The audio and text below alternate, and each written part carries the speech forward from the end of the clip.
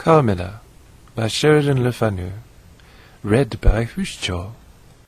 Chapter 11. The Story.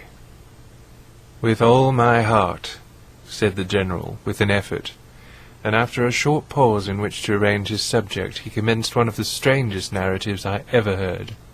"My dear child was looking forward with great pleasure to the visit you had been so good as to arrange for her to your charming daughter." Here he made me a gallant but melancholy bow.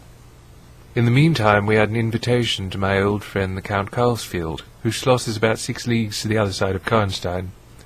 He was to attend the series of fetes which you remember were given by him in honour of his illustrious visitor, the Grand Duke Charles." "Yes, and very splendid, I believe they were," said my father. "Princely! But then his hospitalities are quite regal.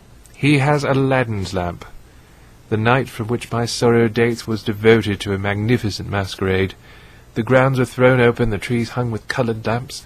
There was such a display of fireworks as Paris itself has never witnessed. And such music! Music, you know, is my weakness, such ravishing music.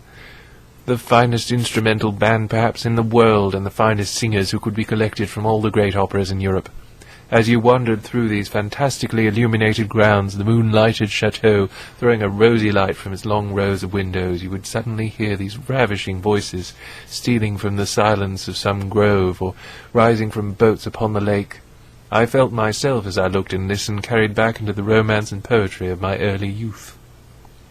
When the fireworks were ended and the ball beginning, we returned to the noble suite of rooms that were thrown open to the dancers. A masked ball, you know, is a beautiful sight, but so brilliant a spectacle of the kind I never saw before. It was a very aristocratic assembly. I was myself almost the only nobody present. My dear child was looking quite beautiful. She wore no mask. Her excitement and delight added an unspeakable charm to her features, always lovely. I remarked a young lady dressed magnificently, but wearing a mask, who appeared to me to be observing my ward with extraordinary interest.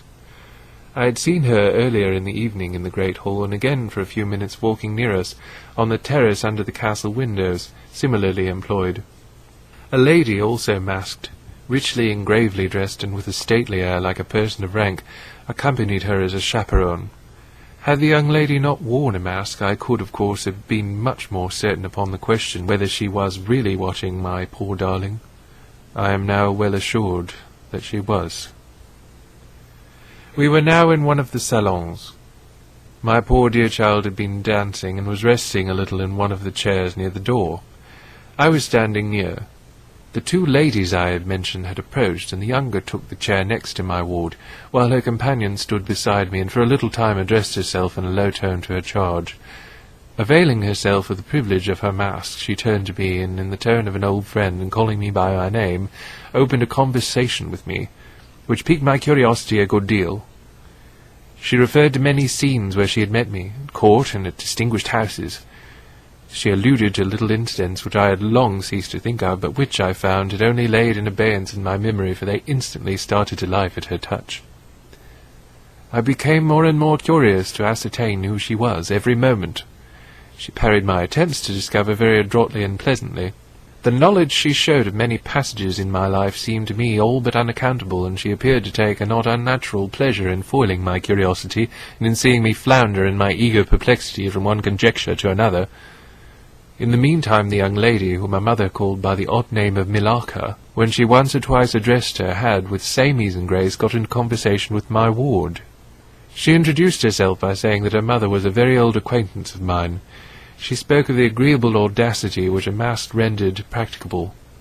She talked like a friend. She admired her dress, and insinuated very prettily her admiration of her beauty. She amused her with laughing criticisms upon the people who crowded the ballroom, and laughed at my poor child's fun. She was very witty and lively when she pleased, and after a time they had grown very good friends, and the young stranger lowered her mask, displaying a remarkably beautiful face. I had never seen it before, neither had my dear child, but though it was new to us, the features were so engaging as well as lovely, that it was impossible not to feel the attraction powerfully. My poor girl did so. I never saw anyone more taken with another at first sight, unless indeed it was the stranger herself, who seemed quite to have lost her heart to her. In the meantime, availing myself of the license of a masquerade, I put not a few questions to the older lady, "You have puzzled me utterly," I said, laughing. "Is that not enough? Won't you now consent to stand on equal terms and do me the kindness to remove your mask?" "Can any request be more unreasonable?" she replied. "Ask a lady to yield an advantage. Beside, how do you know you should recognize me? Years make changes." "As you see," I said with a bow, and I suppose a rather melancholy little laugh. "As philosophers tell us," she said. "And how do you know that a sight of my face would help you?" "I should take chance for that," I answered. "It is vain trying to make yourself out an old woman. Your figure betrays you." "Years, nevertheless, have passed since I saw you, rather since you saw me, for that is what I am considering. Milaka there is my daughter. I cannot then be young, even in the opinion of people whom time has taught to be indulgent, and I may not like to be compared with what you remember me. You have no mask to remove. You can offer me nothing in exchange. My petition is to your pity to remove it, and mine to yours to let it stay where it is," she replied. "Well, then, at least you will tell me whether you are French or German. You speak both languages so perfectly."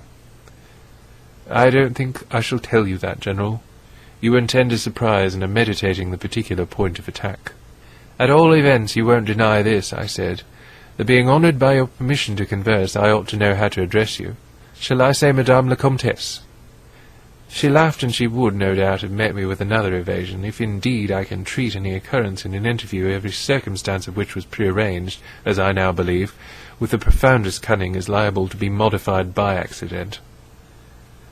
"As to that," she began, but she was interrupted, almost as she opened her lips, by a gentleman dressed in black, who looked particularly elegant and distinguished, with this drawback that his face was the most deadly pale I ever saw, except in death. He was in no masquerade, in the plain evening dress of a gentleman, and he said without a smile, but with a courtly and unusually low bow, "Will Madame la Comtesse permit me to say a very few words which may interest her?"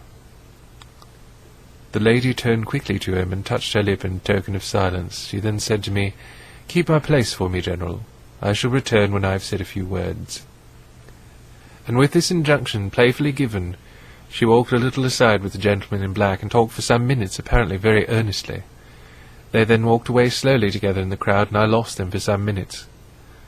I spent the interval in cuddling my brains for a conjecture as to the identity of the lady who seemed to remember me so kindly, and I was thinking of turning about and joining in the conversation between my pretty ward and the Countess's daughter, and trying whether, by the time she returned, I might not have a surprise in store for her by having her name, title, chateau, and estates at my fingers' ends.